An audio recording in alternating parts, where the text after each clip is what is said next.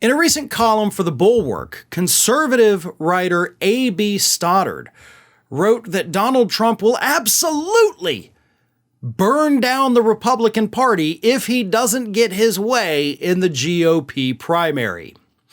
Now, before I read to you part of what Miss Stoddard wrote here, which I agree with 100%, it's important to know that Miss Stoddard is not the first person to talk about the fact that Trump's going to burn it all down.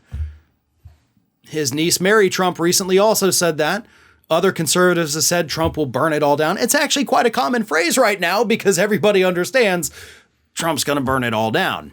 Now, most of the other folks have pointed out that Trump will burn it all down essentially by running as a third-party candidate if he doesn't secure the Republican nomination. But Stoddard actually brings up another very interesting way that he could burn it down. And this one, honestly, would probably be even more damaging to the Republicans in the long term. Here it is. They have to worry that if Trump falls behind in the primary polls and another clear leader emerges, he will leave and trash everyone. He won't wait to lose the nomination since he cannot permit an actual defeat. He will eject himself in advance and campaign against the party. Chaos always wins.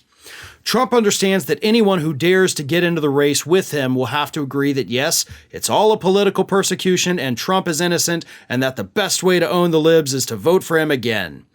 They will have to say this because if they don't, then they will either lose the primary or lose some sizable percentage of Republican voters. Trump rode to power by fighting the Republican establishment because he understood that it was weak.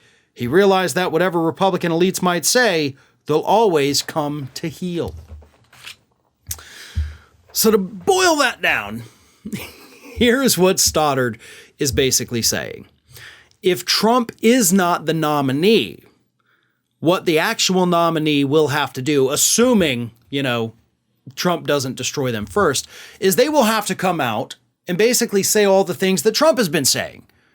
Otherwise, you're not going to get the MAGA voters, right? You can't have a Republican nominee in 2020 that comes out there and says, or 2024, that comes out and says, by golly, the 2020 election was fair and Joe Biden's the real president.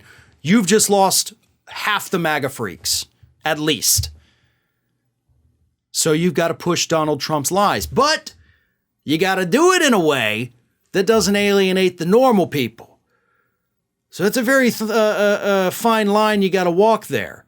And that's assuming you're even able to walk that line because, as Stoddard correctly points out, Trump will probably burn you down before you even get to that point. And even if he does burn you down, you become the nominee, you still have to say these things, which is going to cost you on one side or the other, whether you choose to say it or to not say it. So Trump essentially has the entire Republican Party in a vice grip right now. You either do what I say or I destroy you. And if I get destroyed, you still have to do what I say because my people will destroy you in the polls otherwise.